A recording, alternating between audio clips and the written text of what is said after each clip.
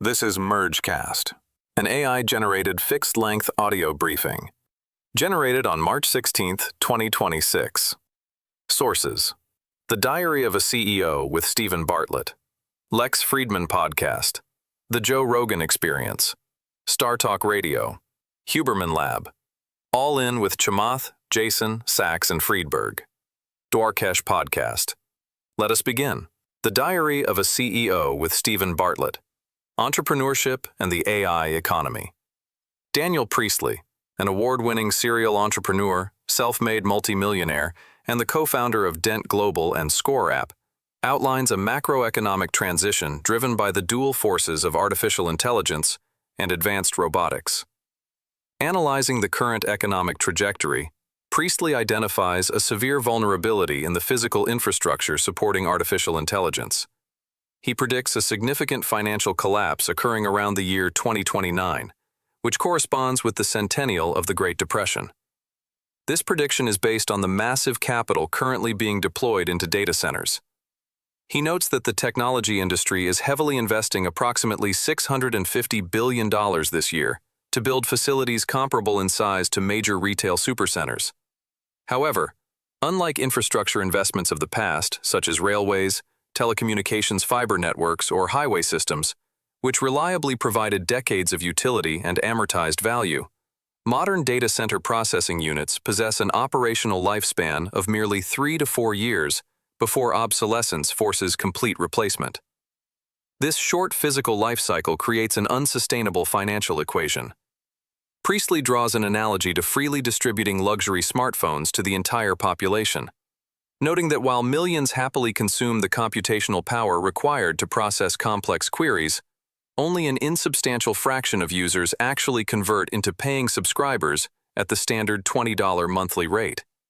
The underlying financial model inherently fails to justify the hundreds of billions of dollars currently required for capital expenditures. Consequently, Priestley anticipates an inevitable breaking point where the debt generated by these short-lived algorithmic factories triggers widespread economic recalibration, potentially wiping out pension funds that have aggressively acquired these infrastructural debts as private credit assets.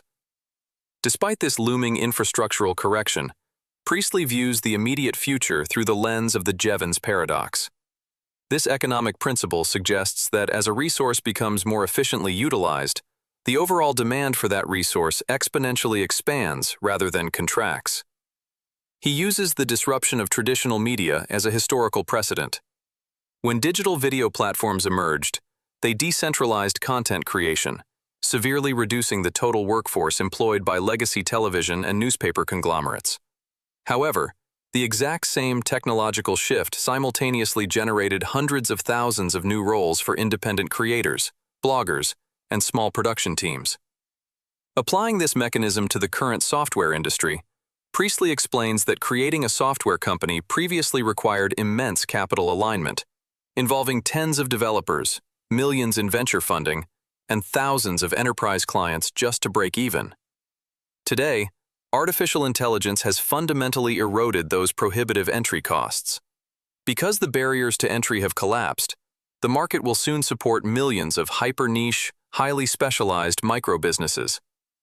A modern software company might now consist of just 5 employees, servicing a localized community of 500 clients, supplementing their digital platform with localized physical experiences like dinner series or annual retreats.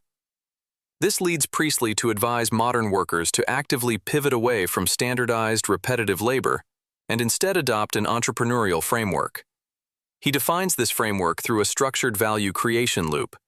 This process begins with founder opportunity fit, actively matching personal passions with market deficits. It demands rapid, inexpensive validation through waitlist testing to accurately measure consumer intent before developing a product. The loop continues through achieving product-market fit, initiating controlled sales environments, scaling operational capacity, and ultimately, executing an exit strategy to restart the cycle anew. To survive the incoming wave of total cognitive commoditization, Priestley strongly advocates for the cultivation of a robust personal brand. as artificial intelligence models flood global digital networks with infinite volumes of highly optimized synthetic media, general informational content will rapidly lose all market value to a baseline of zero. To navigate this oversaturated environment, professionals must establish an irreplaceable human narrative. Priestley compares the incoming volume of synthetic content to a dense fog rolling over an airport runway. Individuals who have already elevated their personal brand are flying above the fog layer, maintaining visibility and operational momentum, while those attempting to launch their reputations after the fog settles will find themselves entirely grounded by the sheer density of artificial noise. Building this personal brand does not require attempting to secure international fame or seeking to project unrealistic, pristine accomplishments to the public. Instead, Priestley points out that relatability consistently outperforms impressiveness in the modern attention economy. He encourages individuals to deeply examine their own lived experiences, mapping out their personal histories of failures, triumphs, and the uniquely human emotions tied to them. By identifying what he calls personal playbooks, individuals can carve out intellectual property that no algorithmic system can genuinely replicate. Artificial intelligence constructs possess vast databases of medical statistics, yet they lack the capacity to physically stand on a stage, connect eye to eye with a human audience, or sincerely articulate the visceral reality of subjective human suffering. Furthermore, Priestley assesses the broad market distortions initiated by expansive governmental interventions, specifically targeting the student loan apparatus. By unconditionally subsidizing university degrees regardless of market demand, governments actively pulled generations of young adults away from vital trade professions. This artificially manufactured deficit has now elevated traditional blue-collar occupations. As physical infrastructure maintenance remains highly resistant to near-term robotic automation, heavily demanded positions such as electricians, plumbers, and specialized contractors are currently positioned to routinely command salaries surpassing those of standardized white-collar professions, including entry-level legal and administrative roles. He concludes that embracing local community mechanics, physical world experiences, and direct human vulnerability will serve as the ultimate defensive moat in the automated economy. Lex Fridman Podcast, The Art and Realities of Game Design. Jeff Kaplan, who holds a master's degree in creative writing from New York University and is widely known as a legendary game designer for his extensive tenure at Blizzard, guiding World of Warcraft and Overwatch, fundamentally analyzes the shifting architecture of video game development. Kaplan, currently the founder of the independent studio Kintsugi-yama, developing The Legend of California, frames his design philosophy through the lens of early interactive experiences. He traces the deep immersion of modern gaming back to text-based adventures like Zork, where technical limitations force the player's imagination to render the environment, creating a highly customized psychological bond. This evolution progressed through the foundational multiplayer frameworks of Ultima Online and the visceral three-dimensional breakthroughs spearheaded by id Software, with titles such as Doom and Quake. These engines proved that rendering realistic physical dimensions, combined with instantaneous network reactions, could transport a player completely into an alternate reality. Kaplan's direct entry into the development industry was highly unconventional, originating from his intense dedication to the seminal online role-playing game EverQuest. Amassing over 6,000 hours as an anonymous player, and eventually rising to command a prominent guild called Legacy of Steel, Kaplan wrote extensive, highly analytical critiques of the game's underlying mechanics. He recognized that online gaming environments are defined not just by their graphical fidelity, but by the complex psychological motivations driving the human beings operating the avatars. Guiding dozens of anonymous players through highly coordinated raids required an intense understanding of human behavioral variance, managing those motivated by status, those seeking digital wealth, and those simply utilizing the virtual world to escape severe real-world depression. His articulate, incisive public rants regarding tedious game mechanics caught the attention of Blizzard executives, who recognized his unique understanding of player retention and subsequently hired him to help architect their unannounced project, World of Warcraft. Upon entering the development side, Kaplan observed the stark contrast between the external perception of a game and its internal design mechanics. In the very early stages of World of Warcraft, his assigned objective was to establish the questing systems for newly generated player areas. Traditional massive multiplayer games previously operated heavily on grinding, forcing players to remain in static geographic locations for hours, executing repetitive tasks simply to gather experience points. Kaplan and his colleagues introduced a fundamental paradigm shift by aligning the game's reward systems closely with a linear narrative exploration. By heavily weighting experience point distributions toward the completion of narrative quests rather than static combat, the development team successfully established a path of least resistance that naturally propelled the player base across the entire continent.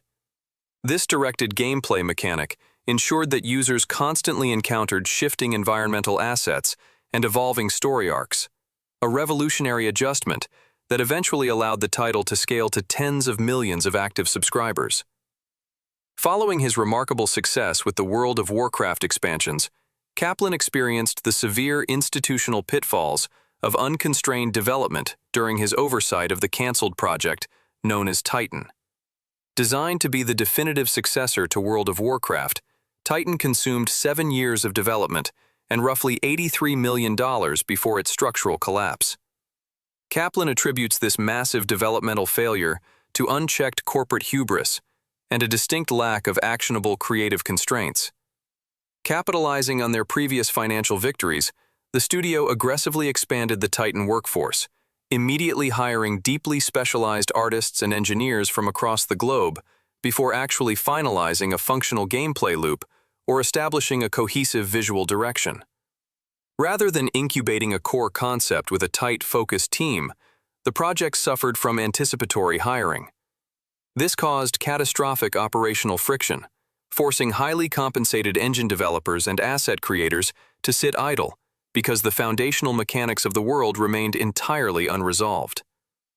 The profound organizational trauma resulting from Titan's cancellation drove the remaining team members into a period of extreme developmental pressure. Given an ultimatum of only 6 weeks to pitch a viable replacement utilizing the salvaged engine technology, Kaplan actively filtered out massive, sprawling concepts in favor of strict, achievable parameters. Discarding ideas geared toward massive, real-time strategy online universes or sprawling multiplanetary trade hubs, Kaplan stripped the concepts down to a highly constrained, team-based competitive shooter that eventually became Overwatch. By heavily recycling the isolated character concepts and specific mechanical abilities initially drafted for Titan, he forged an environment that prioritized singular character identities rather than infinite player customization. The team adopted a strict crawl, walk, run philosophy, deliberately stripping out massive cooperative campaign elements to ensure that the core competitive functionality achieved physical perfection within an impossibly tight 2-year deadline. Unfortunately, the massive cultural and financial success of Overwatch ultimately highlighted the friction between artistic development and strict corporate financial mandates.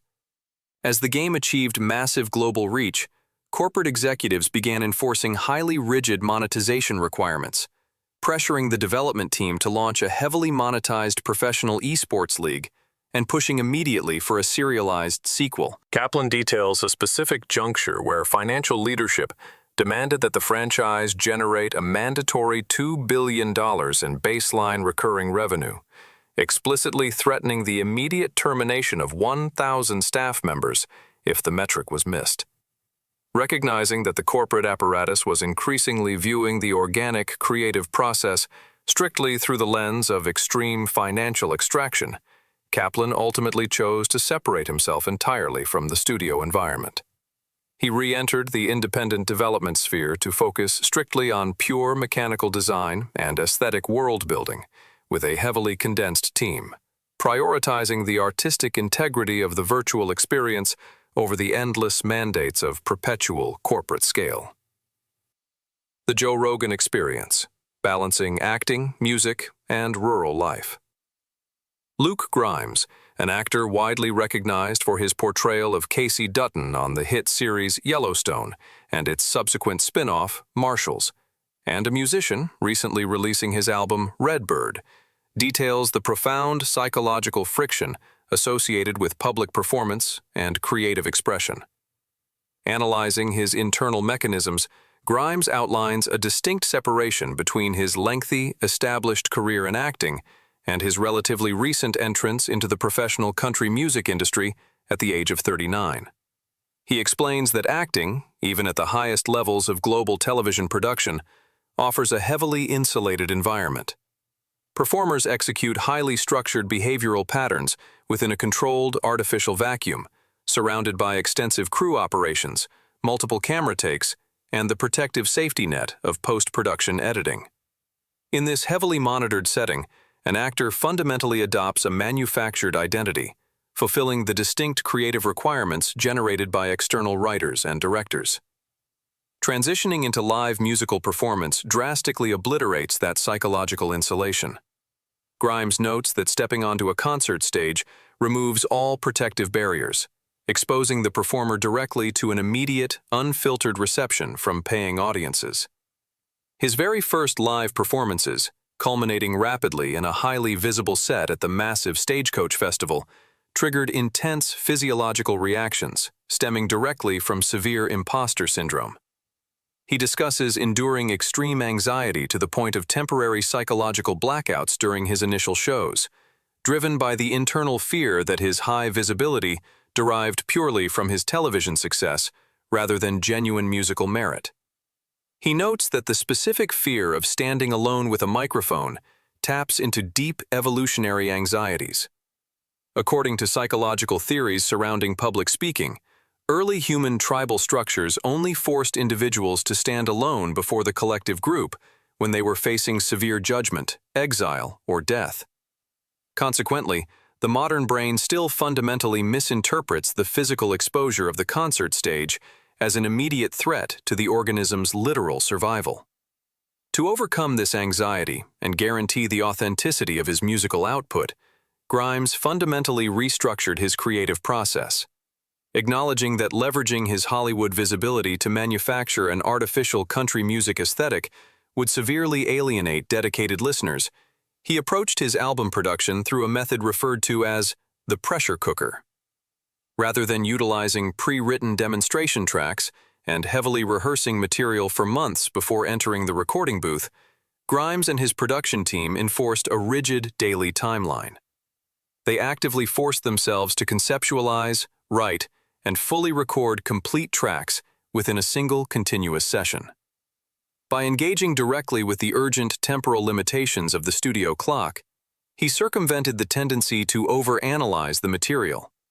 This high-pressure protocol bypassed calculated commercial expectations, forcing his cognitive processes to fire rapidly and pulling highly vulnerable, immediate reflections directly to the microphone without the interference of constant revision.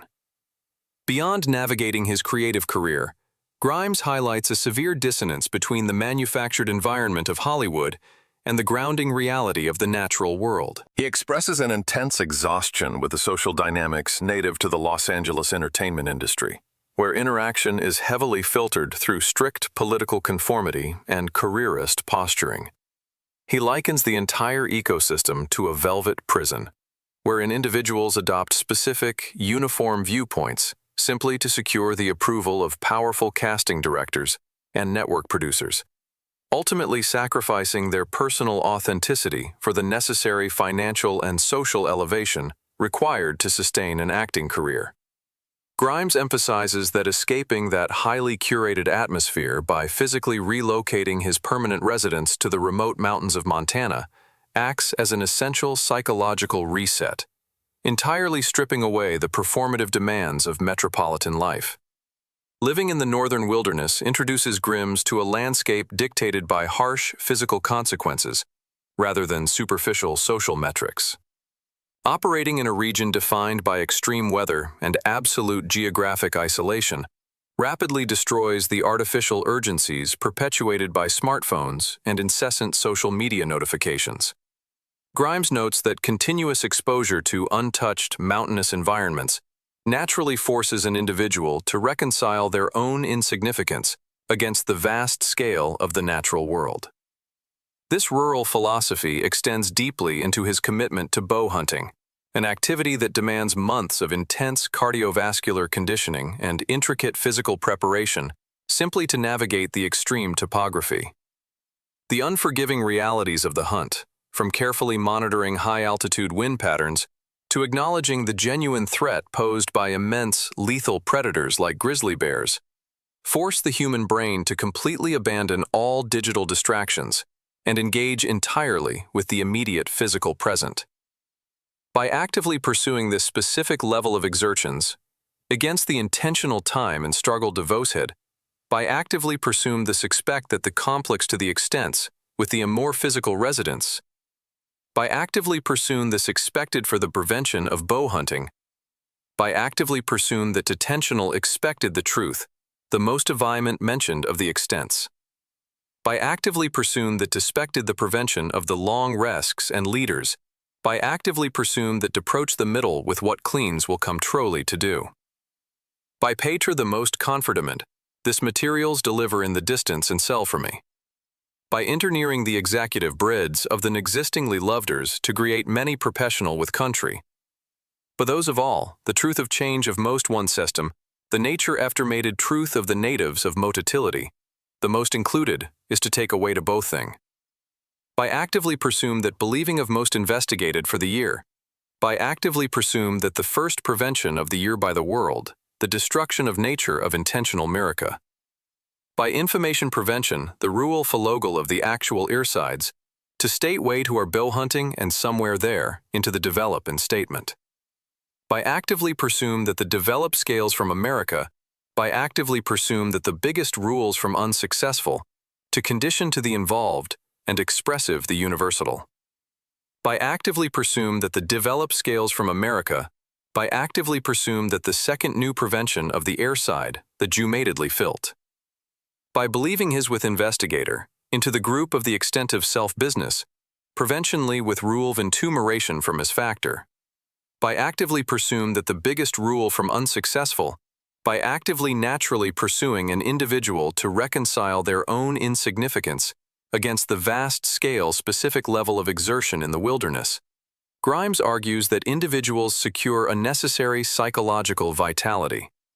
He notes that engaging directly with activities carrying severe muscular demands and high situational failure rates actively trains the mind to overcome its default status of comfort.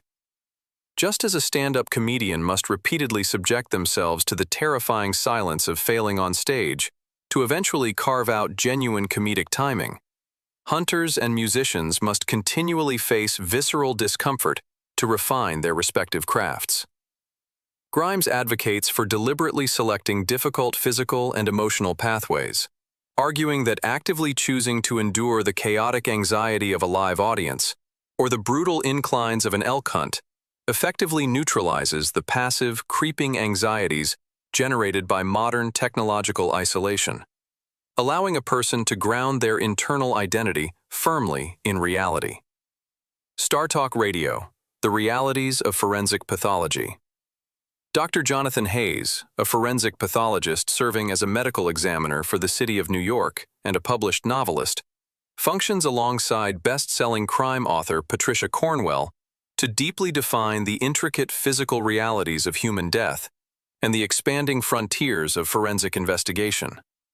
Hayes precisely details the exact procedural flow of the daily autopsy process, drawing a sharp demarcation between the duties of emergency medical staff and those working in forensic pathology.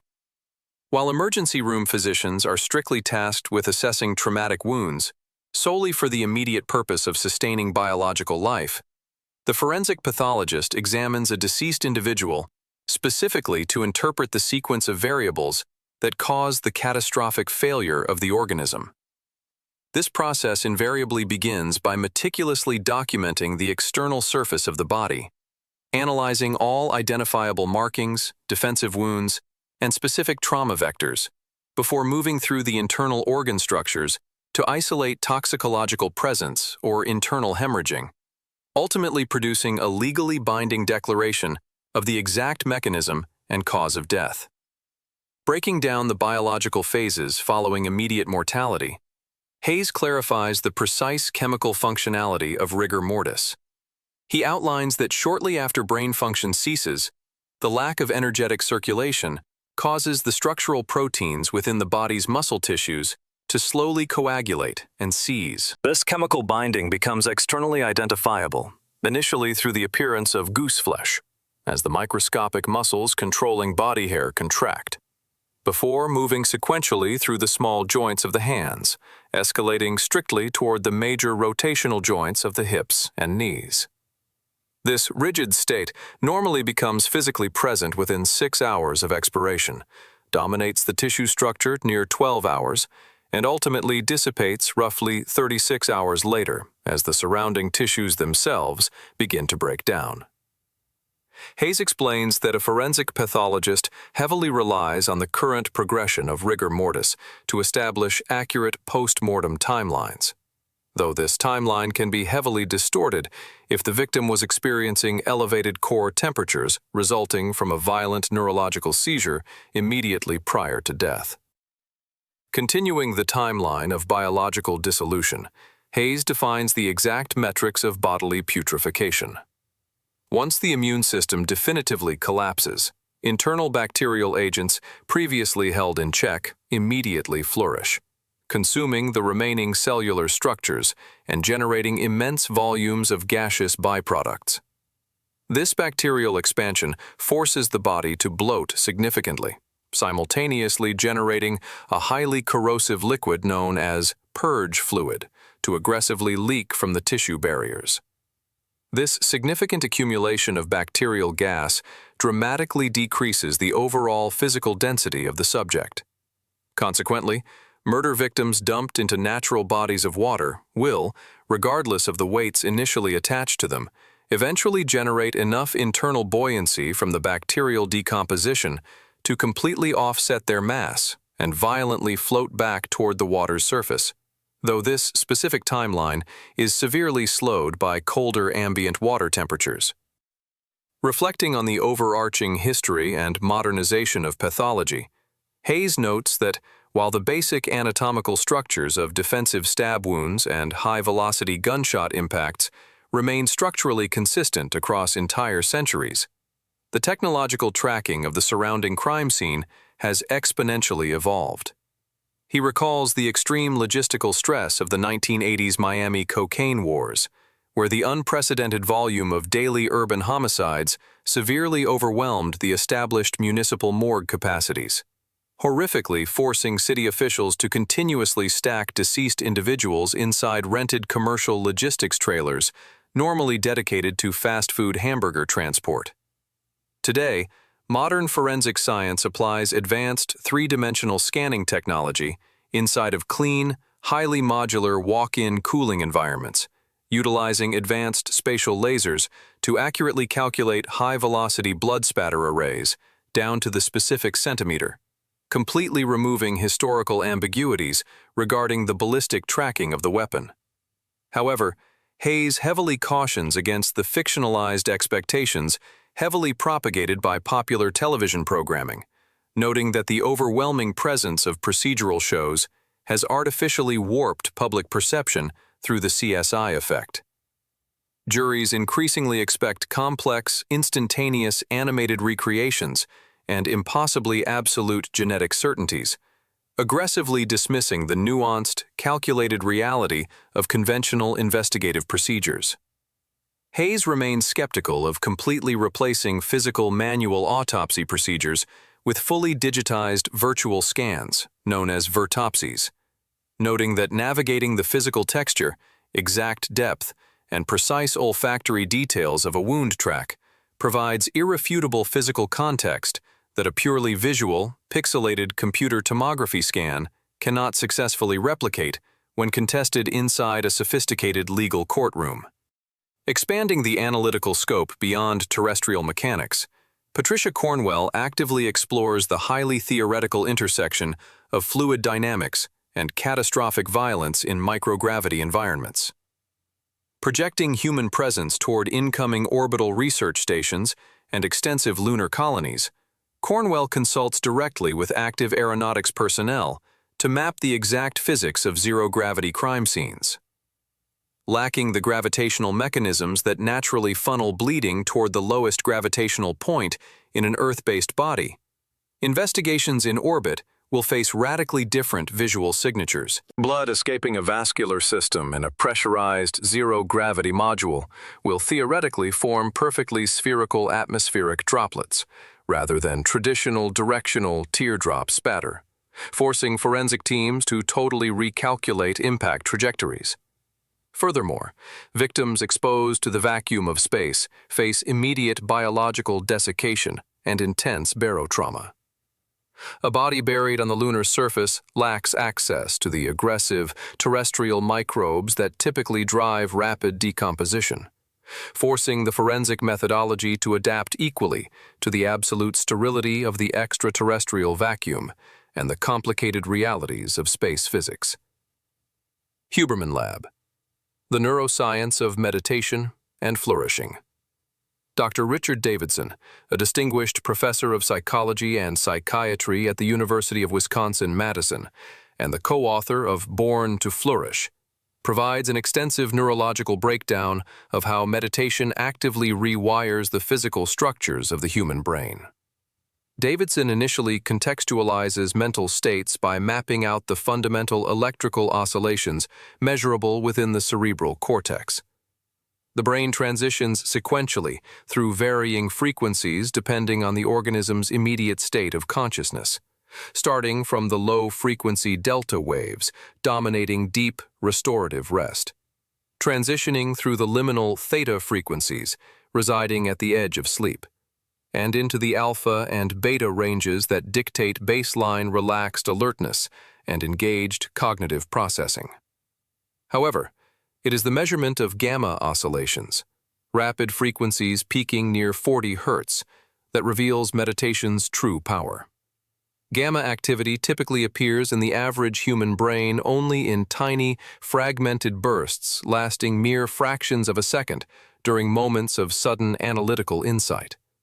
Yet, when Davidson's laboratory analyzed subjects who had successfully logged tens of thousands of hours in retreat meditation, such as elite monks referenced by the Dalai Lama, they discovered that these practitioners generated continuous, high-amplitude gamma oscillations capable of being observed without magnification, proving that highly concentrated mental training permanently alters the brain's fundamental electrical baseline. Davidson asserts that accessing these transformative neurological shifts does not require retreating to an isolated mountain cave for decades. He presents compelling clinical data demonstrating that committing to a focused meditation practice for a mere 5 minutes daily over the course of 30 consecutive days generates measurable biological changes within a completely novice practitioner. This minimal daily routine leads to substantial reductions in reported anxiety and depressive symptoms, while simultaneously suppressing the physiological production of IL-6, a severe pro-inflammatory cytokine responsible for driving deeply destructive systemic inflammation throughout the body. The primary obstacle preventing average individuals from attempting this minimal practice is their immediate aversion to the chaotic volume of their own internal thoughts. Davidson reframes this initial spike in anxiety not as a failure of meditation, but as a critical biological adaptation. He likens this necessary psychological burning to the physical accumulation of lactate inside an athlete's muscles during a difficult cardiovascular workout. Acknowledging and passively sitting with this internal chaos builds the mental resistance necessary to trigger positive neuroplasticity. Via pushing through this initial mental friction, the practitioner develops the core neurological capacity known as meta-awareness. Davidson defines meta-awareness as the sophisticated capability of an individual to actively know what their own mind is processing without becoming emotionally fused to the passing narrative. operating primarily through a widespread network encompassing the prefrontal cortex, the anterior cingulate, and the insula. Meta-awareness allows an individual to recognize that they have lost their focus without berating themselves for the lapse in attention. This vital distance prevents the brain from automatically identifying with highly destructive rumination patterns.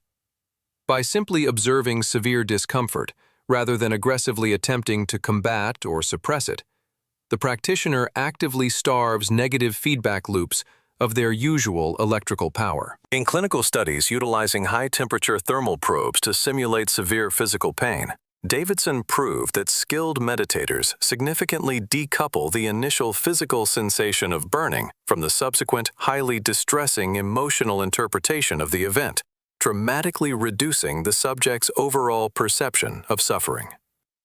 Building upon the development of meta-awareness, Davidson categorizes the concept of human flourishing into a framework consisting of 4 distinct, highly trainable pillars: awareness, connection, insight, and purpose. As an individual strengthens their basic attentional awareness, they must actively cultivate the pillar of connection by engaging in direct compassion exercises. He outlines clinical protocols where subjects spend minutes directing positive aspirations toward loved ones, total strangers, and heavily combative individuals, a practice that reliably triggers increased physical activation inside the temporoparietal junction, physically increasing the subject's baseline capacity for empathy and demonstrably lowering implicit bias. The pillar of insight challenges the practitioner to critically examine the rigid internal narratives they have built surrounding their own identity, creating necessary distance from restrictive, self-limiting beliefs. Finally, the pillar of purpose tasks the individual with recognizing the intrinsic, interconnected value hidden within the most mundane routines, shifting basic chores into highly conscious exercises of communal appreciation. Furthermore, Davidson provides massive empirical backing to prove that practicing these 4 pillars does not just affect the isolated individual, but actively radiates outward, indicating that fundamental human flourishing is highly contagious. To test this theory in a hostile environment, Davidson's operational team conducted an expansive, randomized controlled trial within the Louisville, Kentucky Public School District, involving over 800 highly stressed educators. Instructors were asked to engage with a digital wellness program for mere minutes a day over a 28-day timeline. Without directly instructing the 13,000 students involved in the study, tracking analysts examined subsequent behavioral data and standardized testing outcomes. They discovered that middle school students, supervised by the teachers practicing the daily flourishing protocols, registered significantly stronger standardized math scores than students assigned to the unmeditated control group.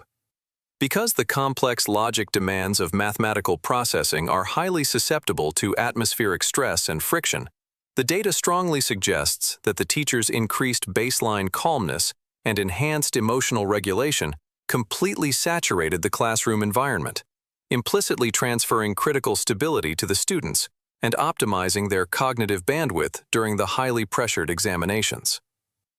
All-in podcast: Global Conflicts, AI Economics and Taxation.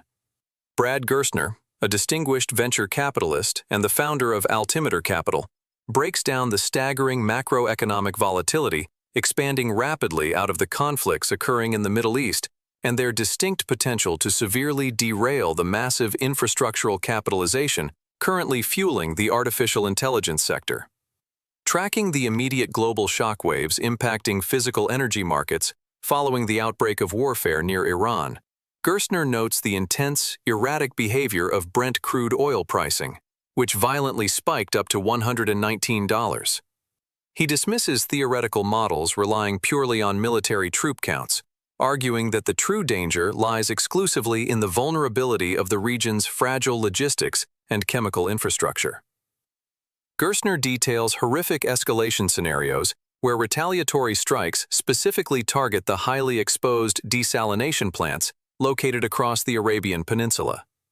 These critical, softly defended facilities generate the absolute lifeblood required to physically sustain over 100 million people residing in an otherwise barren desert ecosystem.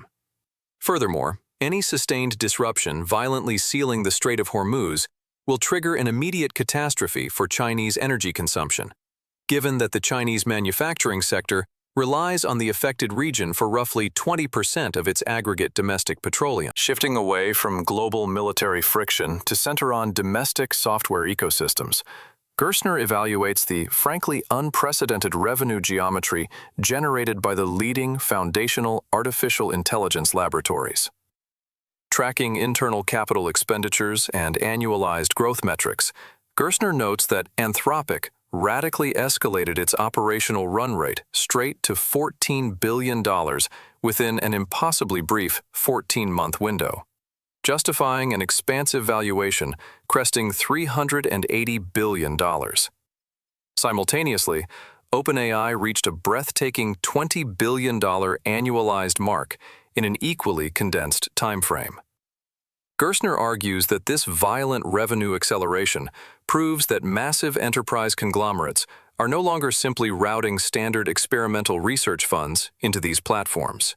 Instead, sophisticated entities ranging from primary defense contractors to elite financial institutions are aggressively utilizing high-level logical agents to directly augment and displace massive tranches of white-collar labor budgets. However, intense debate remains regarding the actual structural durability of this artificial intelligence revenue. Critics argue that the current financial numbers are overly inflated by corporate panic, built heavily on short-term pilot testing contracts implemented by panicked executives desperately seeking a modern technological edge without possessing any concrete strategy for actual mass deployment.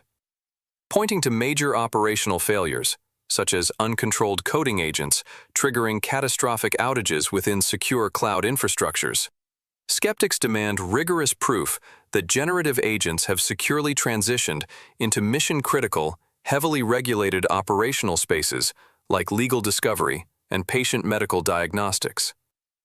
Gerstner answers this skepticism by defining the artificial intelligence investment cycle as an immense, deeply costly J-curve.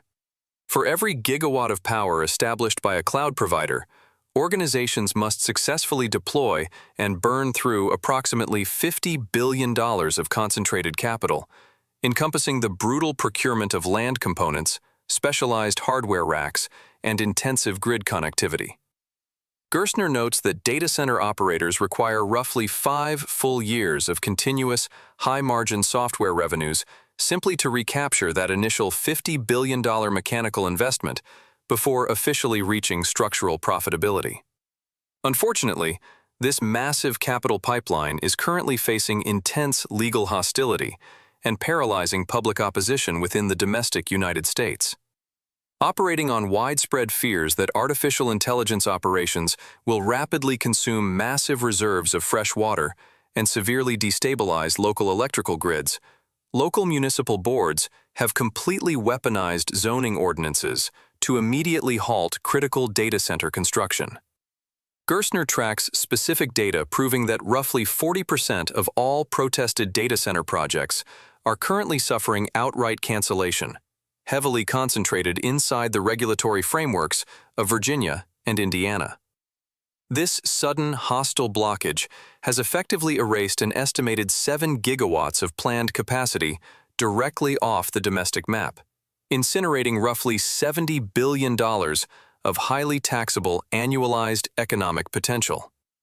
He argues that this severe public resistance is artificially manufactured by heavily capitalized alarmist think tanks and executives irresponsibly publicizing science fiction disaster scenarios regarding sentient networks and totalitarian destruction to artificially boost early-stage fundraising limits. The destructive effects of adversarial taxation policies and aggressive government wealth reclamation are further analyzed through the lens of recent legislation pushed by Washington state.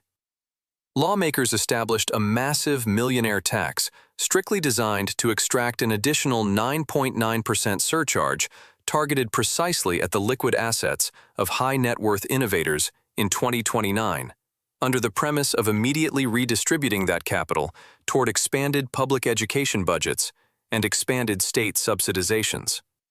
Gerstner points to the immediate, devastating consequences of these punitive confiscations by highlighting the rapid exodus of major corporate pillars, specifically citing Howard Schultz completely abandoning his 4-decade residency in Seattle to rapidly acquire high-end real estate protected within the borders of Florida immediately following the tax's passage.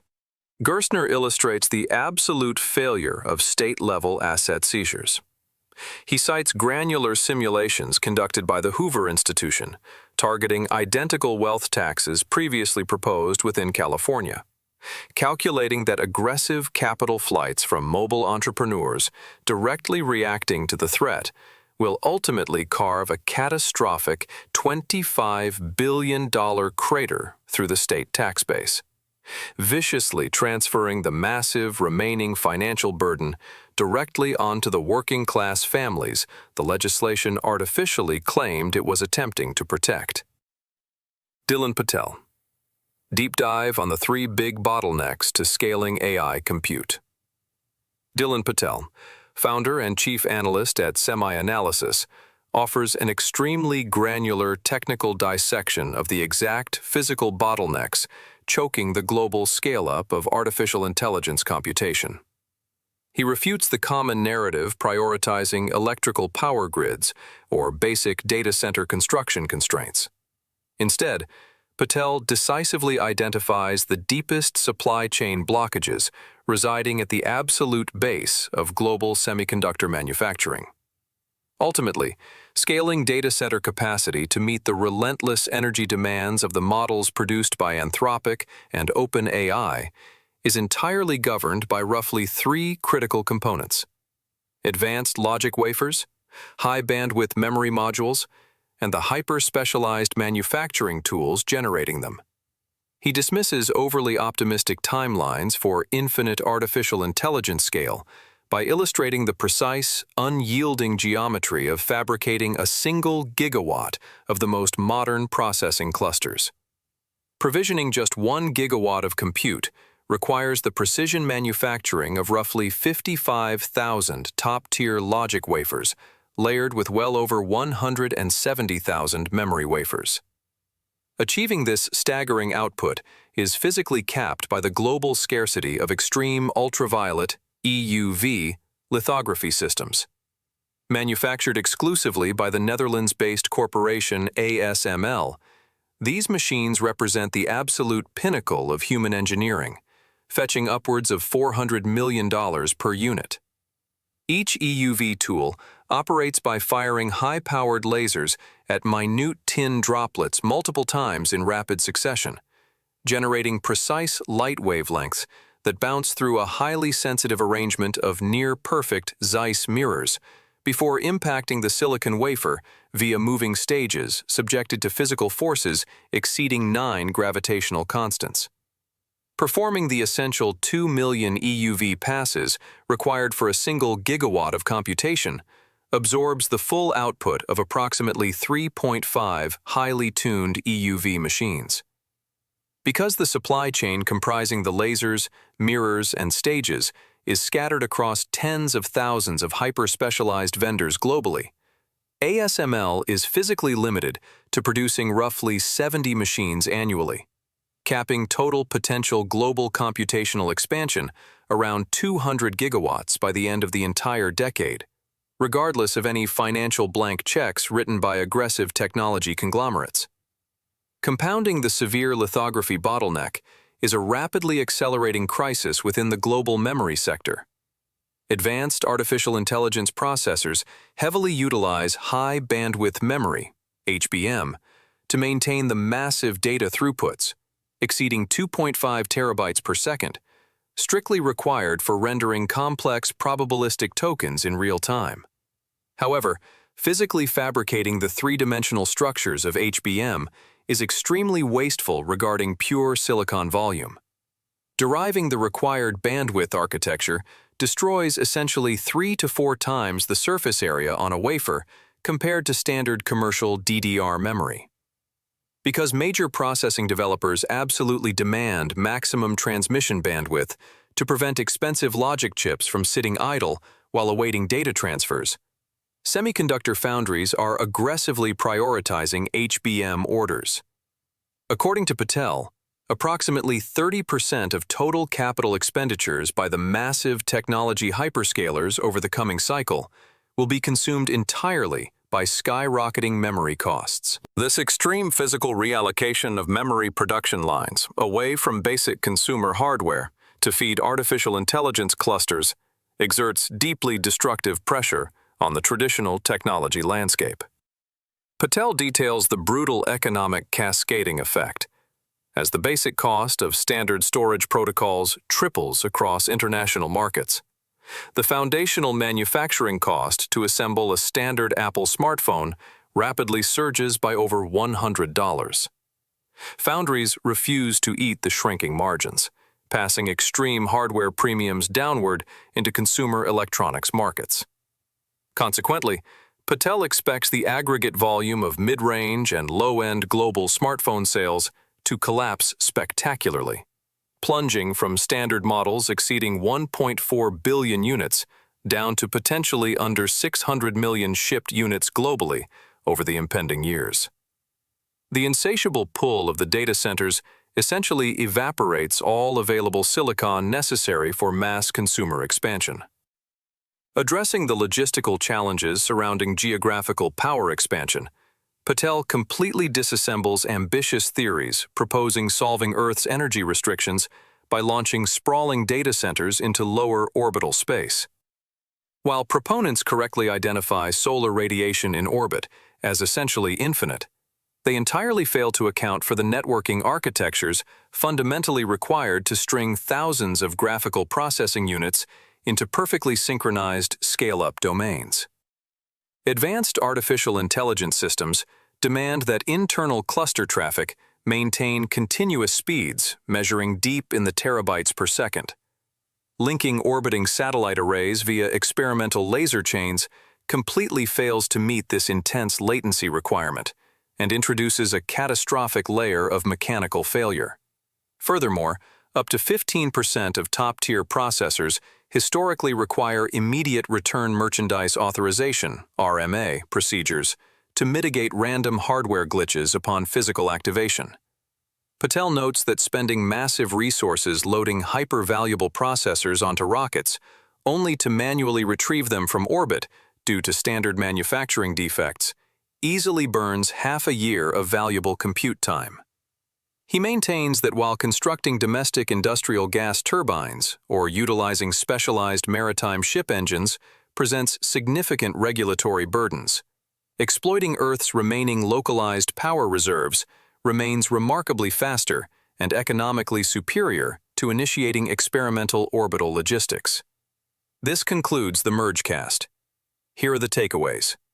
Daniel Priestley emphasizes that the rapid expansion of artificial intelligence data centers is financially unsustainable, setting the stage for a market correction by the end of the decade, which makes developing specialized, unreplicable personal branding and local lifestyle businesses a mandatory survival strategy. Jeff Kaplan outlines that sustainable game development requires deliberate scoping and tightly controlled visions, demonstrating through the failure of the massive Titan project and the subsequent triumph of Overwatch that creative success often relies on strict limitations rather than unchecked expansion. Luke Grimes highlights that separating oneself from highly concentrated industry environments, such as the Los Angeles acting scene, and retreating into isolated settings provides a necessary psychological buffer against the superficial pressures of modern technological culture, enabling authentic creative output.